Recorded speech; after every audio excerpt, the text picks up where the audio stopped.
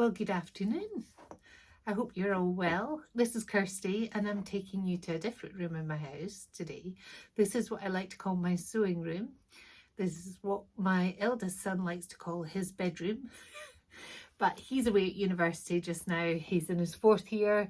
So I kind of took over the place a little bit.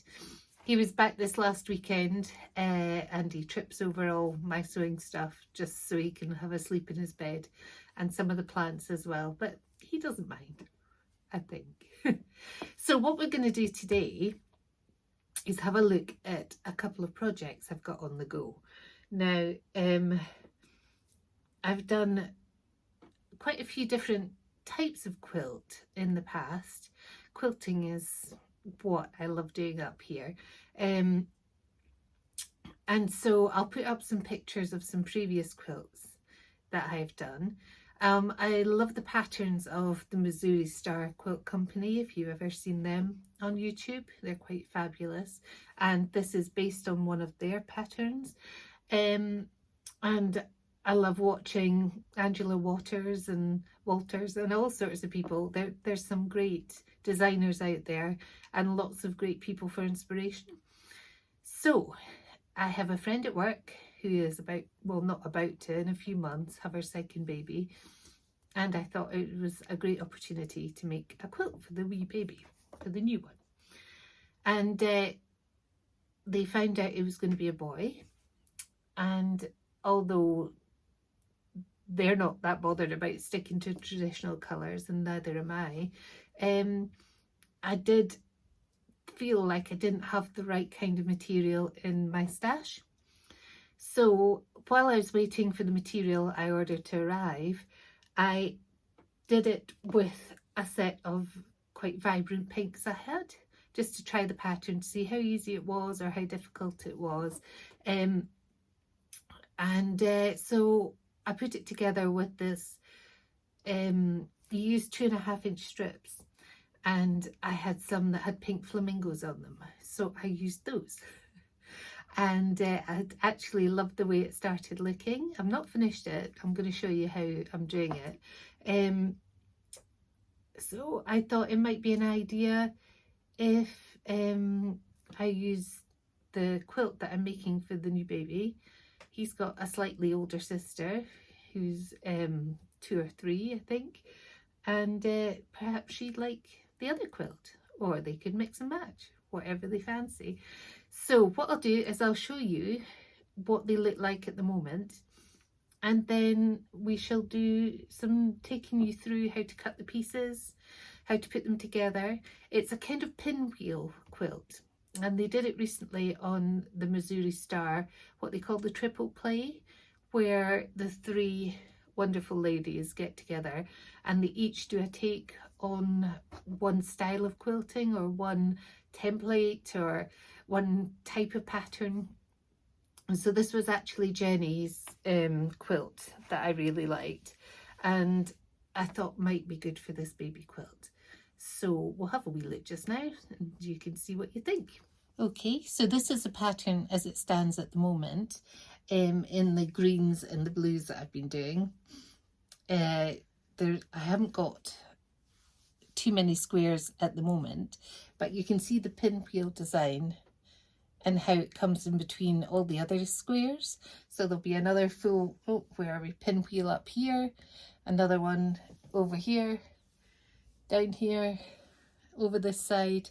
And so they act like a focal point of the whole thing. And I think it looked lovely. So each block is made up like this. So you've only got your pinwheels, your half square triangles at the top and the bottom, and the rest are made up of a block of 2, a block of 2, a block of 3.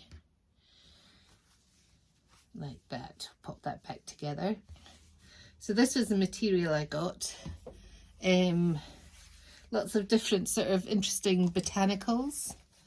And so at the moment I'm sewing it together in the groups in different configurations.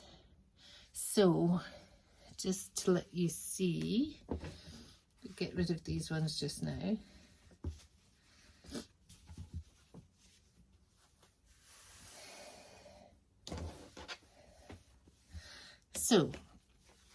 have 3 little 2.5-inch squares in one, which goes in the middle, and then you've got 2 2.5-inch squares that are the same, and I'll show you how we cut them out of the same strip, and these go either side. These are your half square triangles, and we'll also go over how to make these. So these go at the top of these blocks, and I've got to be careful and watch what I did before so I know how they go. The big blue section joins on here, and the B bit is up in there, the sort of more pattern bit, and the same goes on the other side. Then I would sew them together, flip this one upside down, and then sew the 3 strips together, and that will make our block.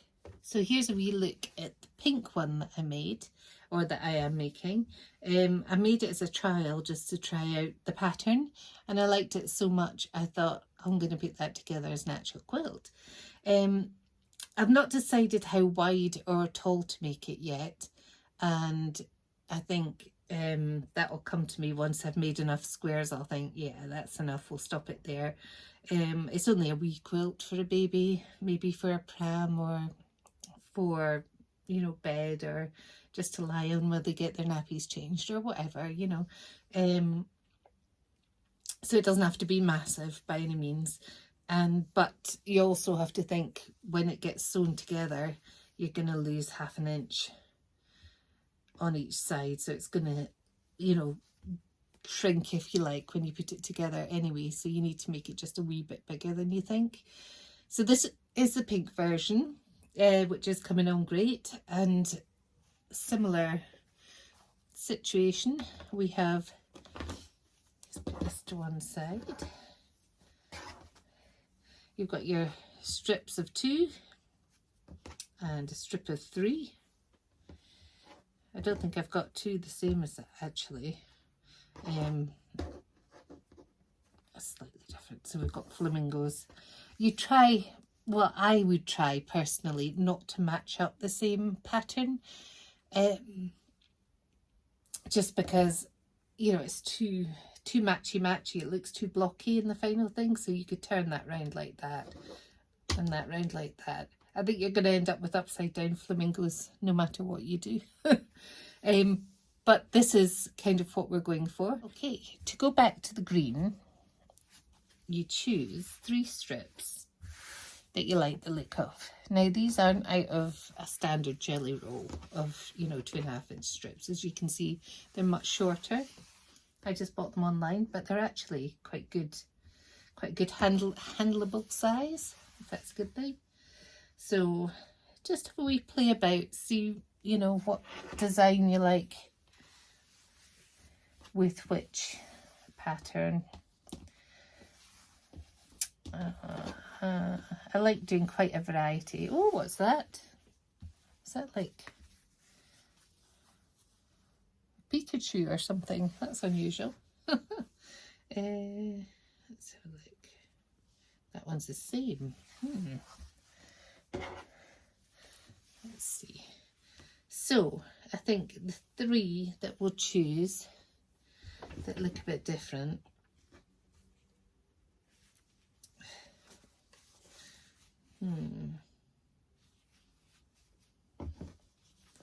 Okay, if we do this one, sort of whitey one in the middle, and then this one. Okay, we'll go for these 3. And then for our set of 2, I like that and that perhaps together. So what I'm going to do now is sew the strips together. Right, so we've got 3 strips here. And we're going to lay them right sides over each other like this.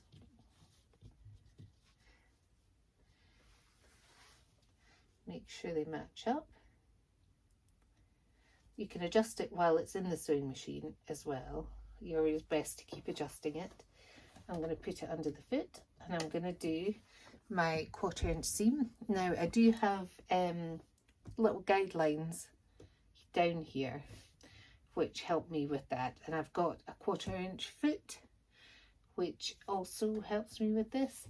It's got a sort of guide to one side of it, so the material can't really go past it, and that helps me create the 1/4 inch seam. Okay, let's go. Just going to do standard sewing, no fancy stitches or anything. And I do a little back stitch at the beginning just to secure it.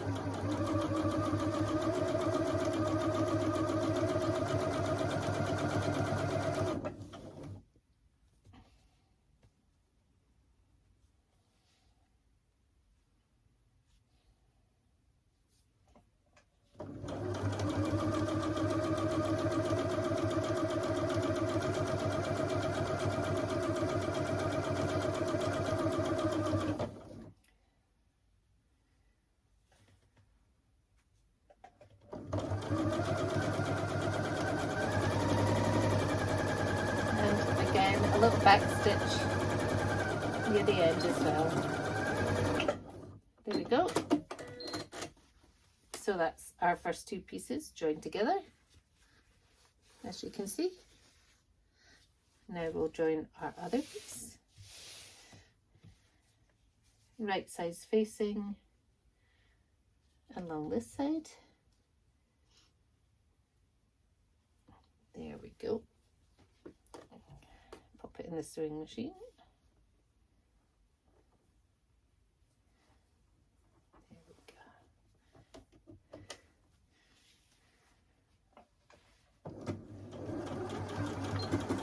Same again without the back stitch. Just try and pull it into position so we've got both ends meeting like that.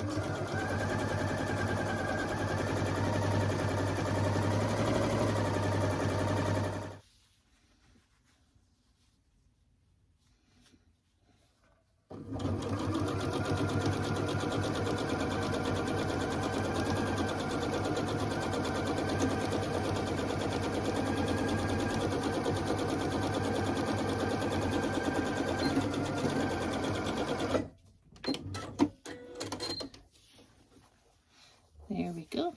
So that's all 3 parts joined together. So we're just going to join these 2 together next.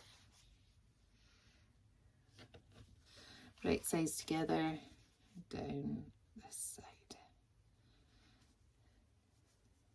Now there doesn't seem to be any salvage on this material when I bought it, but look out for your salvage. Make sure you cut it off so you don't accidentally factor it into your project and it's, you know, full of holes in the manufacturer's name. You don't want that. Right, let's go down this side. Try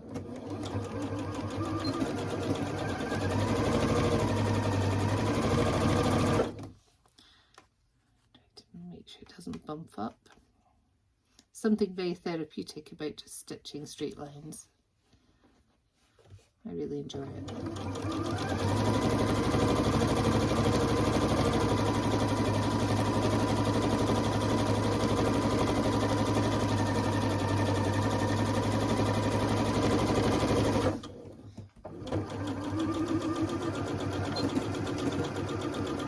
There we go, that's that one done.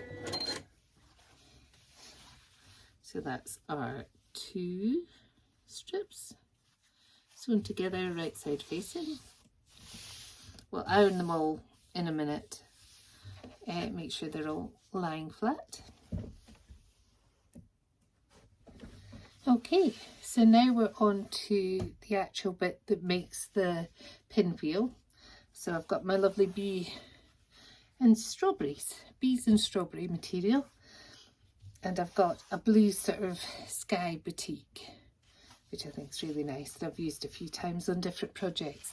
So they kind of contrast really well, I think, and because the bees are darker, they stand out. So we do these slightly differently. Again, turn them facing each other, although the batik is basically double-sided. It just looks the same on both sides. And we're going to start sewing it, but we're going to sew down both sides.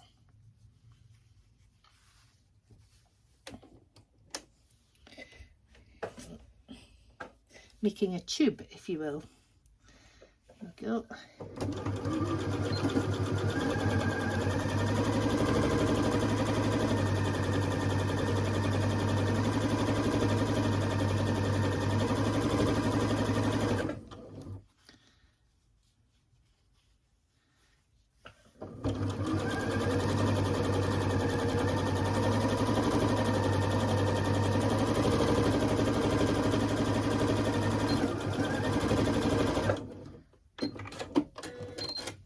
So we're going to go down the other side just the same. So we've sewn it into a tube.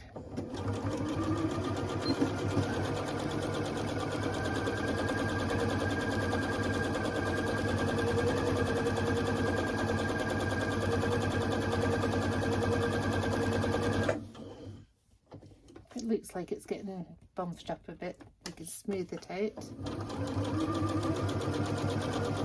But the fact we've sewn the other side down should hold it in place better.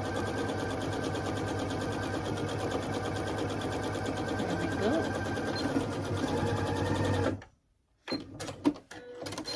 So there we go. We've got a tube. And I'll show you how to cut that up. Okay, so now we're back at the cutting table, and I've got a couple of little tricks.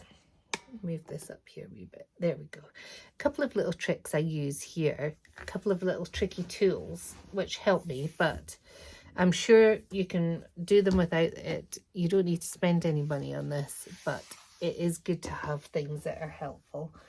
Right, so first of all, we've got our tube here that we've sewn on both sides. Now we're going to use a tool with this called the Clearly Perfect Slotted Trimmer. Now you get 2 of these in a pack. I can find the other one that I need. Here it is. Actually might use it with this as well. Right, okay. Now this is a rotating mat. You don't need this either. You can just use a smaller mat and push it round. But this one has a bit at the bottom that can detach, and you can, which means you can move the top section around like this, which is quite helpful if you have to cut something on different sides. Right, so place this on our mat. Use a Clearly Perfect Slotted Trimmer with the half sizes on it. This is trimmer A. So it's a triangle, and it's going to make perfect half square triangles. So what I'm going to do, this line here, that's a 2.5, can you see that? Sorry.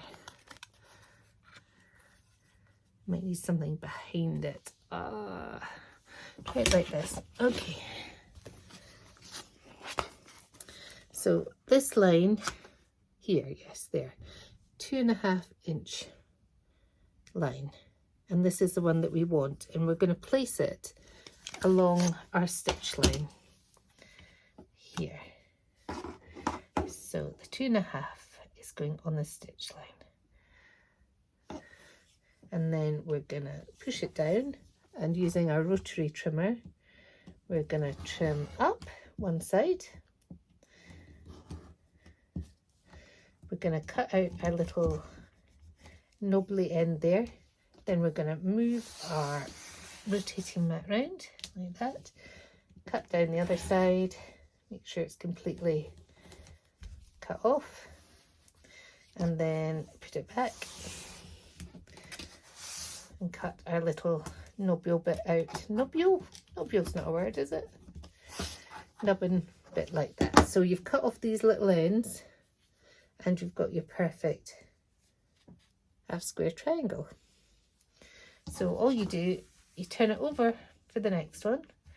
So you've got the slanty edge right there, and you line up your half square triangle on the edge again, and cut away.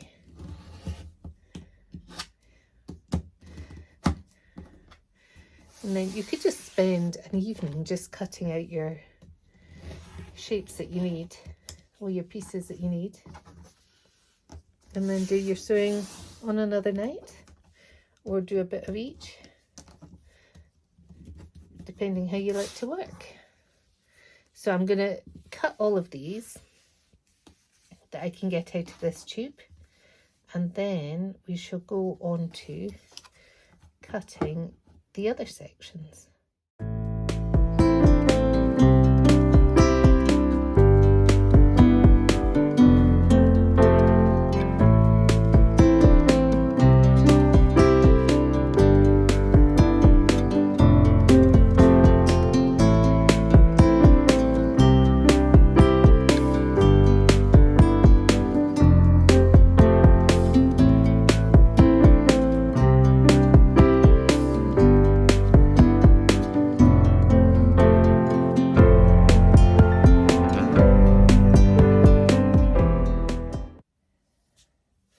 Okay, I've given these a little press, and we're going to use another tool now just to cut them into 2.5-inch strips. Make sure it's sort of aligned with the lines on the mat, just to get it as straight as we can. Now, this is called stripology. Squared ruler, which is perfect for doing this kind of work. Now, what I do is I line up the end here. Can you see? You can't see that. Can you see? At the end, there's a little dotted line, and I'm going to cut at the 0, which is here, and that will square off my end, like that. Then we're doing 2.5-inch strips, so I'm just going to go along and cut the 2.5-inch, 5-inch, 7.5, 10, and 12.5. And if I lift this up, you can see we've got all our lovely 2.5-inch strips. And in this part, we're just going to carry it on. We know that this side is straight, so we'll just line it up with a mark on the actual cutting board.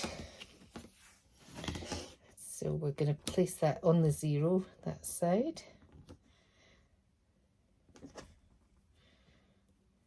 And I'm going to line up another line on a line on the board. Try and get as straight as possible. So we're going 2.5, 5, and I think that's all we can get out of that one. There we go. So we've got all our lovely strips there. We're going to do exactly the same with the 2 pieces that are sewn together.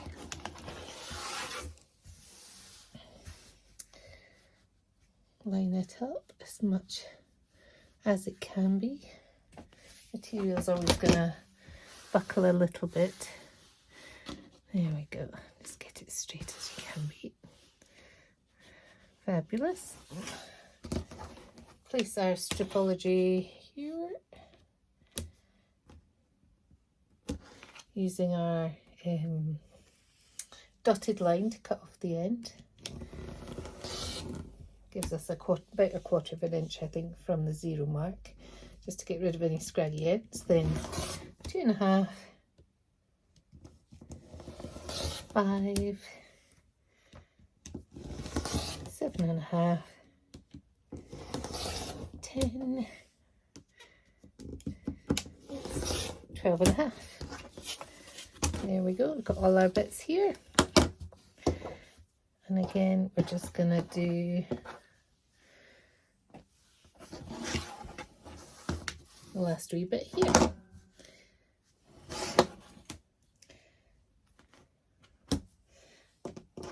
Again, just line it up with the lines on your board. as much as you can. Now I'm not gonna, I've got that a wee bit over there. I'm not gonna cut any more off because that end is straight, and we're gonna go 2.5 and 5. That's all we'll get out of this bit just now. We'll have a wee extra for something else, another project. Okay, so we've got quite a lot done this evening, and we've got quite a few pieces cut out. So in part 2 of this little chat about quilting, we'll start sewing them together, and then we'll make a few blocks and put the blocks together and see how it looks and see how far we're going to take it, how big it should be. And then there'll be another part where we put it together as a quilt, where you've got your top layer that you've put together as your patchwork, and then you've got your batting, which is a lovely soft material that goes underneath, gives you some padding, and then your backing. I haven't actually chosen any backing for these quilts yet, so we'll have to have a wee look, see what we think. But thank you very much for joining me. A bit of a different chat from the usual plans, but another one of my passions, which I think a lot of people share. So I love watching people quilt on YouTube, so I thought I might share what I do with you. You may have noticed in the background there's quite a few orchids. These guys are in waterculture, and they've done pretty well on it. They're all looking good. That's over here, and then over here behind me, that probably looks really awful, is all my plumerias. Last year I had a first attempt at growing plumerias, and they're these lovely sticks that grow leaves and flowers from the top. Now last year we didn't get any flowers. Oh, it might be a bit squishy underneath that one. Oh, wonder if I might chop it above the squishiness. And anyway, we're getting off topic. Yeah, these are plumerias, which are, I'll put a picture of the flowers up because they're just stunning and they always remind me of exotic holidays, and I just love them. I might chop these guys and turn them into other cuttings, just because it seems pretty solid here, but down below it's a little bit squidgy, and up above is a bit black. So normally if you have a plant, if you live in Florida or somewhere really warm, you would take cuttings like that and just use them. So I might give that a go. The rest are looking okay. I've got some good ones. Some I grew from seed, some I bought cuttings of. So I've got much more manageable amount now because some of them rotted over the winter, I'm afraid. So yes, the sun lounge was just filled with them, and they were doing pretty well, but overwintering them is quite hard in our climate. They can't be too wet, they can't be too cold, or they just turn to mush, and I've had a few of them do that.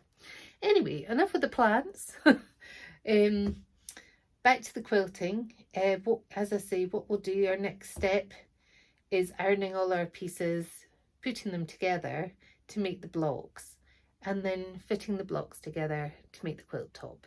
So in the next episode of this, we'll do a bit of that and see how it's going. I'm really enjoying this project. It's lovely to make a quilt for somebody or a special event in somebody's life, and a little bit of extra care and love goes into it. So yes, it's lovely to do. But anyway, tune in next time to see my progress. I try and post every weekend, and this one might run alongside some of the gardening projects we've got. I'm expecting a couple more orchids in the post. Yay! Okay, thanks very much for turning up and watching. Please like and subscribe, it always helps the channel. Even though I'm just starting out, it's great to have a few more subscribers and knowing that people enjoy the content. Thanks very much again. Take care. Bye bye.